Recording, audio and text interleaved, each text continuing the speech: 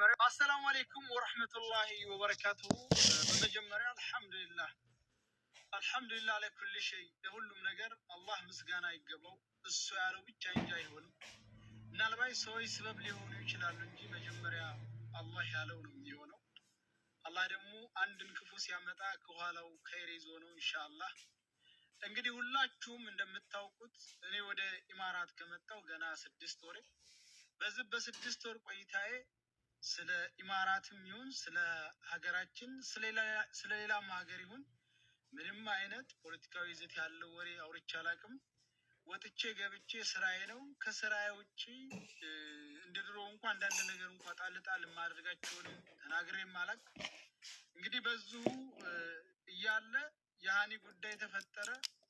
በሃኒ ጉዳይም እንዳያችሁት ሙሉ የኢትዮጵያ ብሔር ብሔረሰብ ጋራ ጉዳዩን ስናወግዝና በሷ ላይ የተሰራውን ወንጀል ስንቃወም ነበረ። በዚህ ሁኔታ ያለ ምንም በማላውቅበት ከአቡዳቢ ጀዋዛት ወይም ደግሞ ከፍተኛ ከደህንነት ቢሮ ተደውሎ ስፖንሰር ጋር እንድትቀርብ ተባልኩኝ። ሰኞ ዕለት ስፖንሰር ጋር አቀረብኩኝ። ምንም አይነት ሪዝንም አልነገሩን። ብቻ በተሰጠ የቀን የጊዜ ገደብ ሀገራችንን ለቀህ እንድትወጣ ተብሎ የመኖሪያ ፍቃዴ ካንስል ተደረገ። የመኖሪያ ፍቃዴ ተሰረዘ። ጉዳዩን እንኳን ለማወቅ ምንድነው ብለን በብዙ መንገድ ምንም አይነት ምክንያት ልናገኝ አልቻልንም። ብቻ የኢማራትን ሀገር ለቀህ በተሰጠ ጊዜ እንድትወጣ የሚል ነው። እንግዲህ እኛ ምንም ነገር ያደረኩትም የለኝ የተናገርኩትም የለኝ። አሁን ምን እንደሚፈጠርም ገና አላወቅኩ። ዝም ብዬ ተቀምጫለሁኝ። ምክንያቱም ድንገት ነው ይሄ ነገር የወደቀብኝ። ምንም ላስብም አልቻልኩም። ወደየትም እንደምሄድ ግራ ገብቶኛል። ሁላችሁም እንግዲህ በተለይ ደግሞ ይሄን ጉዳይ የኤምባሲ ሰዎች መፍታት የምትችሉ ከሆነ ትብብራችሁን እንሻለን። ቪዲዮውን ሼር ሪፖስት አድርጉት።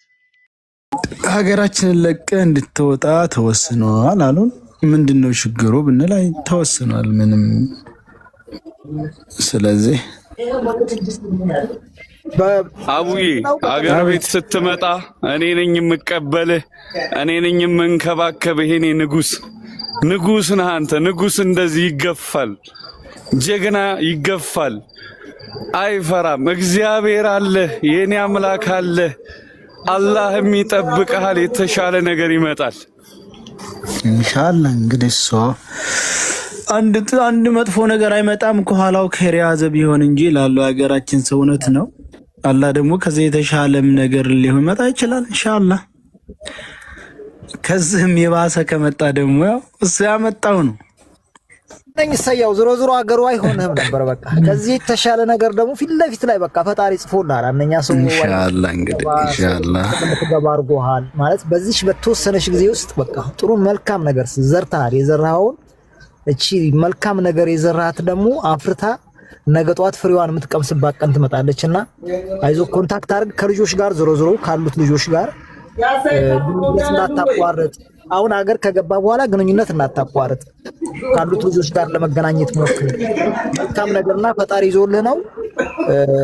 በቻልነው ያክል ያለውን ነገር ዞሮ እስኪ እንትን እንላለን። ሰያው እሺ ብቻ አላህ ነው ያዛት ፈጣሪ ነው ያዛት ኢንሻአላህ ኢንሻአላህ። እንደው በፈጠራችሁ እዚህ ጋር 10,000 ሰዎች ያላችሁ አቅም ያላችሁ እንደው ለሰያው እስኪ እንደው ለእውነት የሚለፋው ሰው አንበሳ አውርዱለት እስኪ በእናታችሁ። እንደው በፈጠራችሁ የእውነት በፈጠራችሁ ነገር ተዘጋግቷል። ምንም አልፈልግም። አካውንቴም ሁሉም ተዘጋግቷል። እዛ ሀገር ላይ ሁሉ ሙሉ በሙሉ ከሲስተም ውጭ ሆነ ያለው ያው ለ5 ቀን ከተሰጠኝ ወረቀት ውጭ የለም። ገንዘብ ማንቀሳቀስ አልችልም፣ ማውጣት አልችልም። ምንም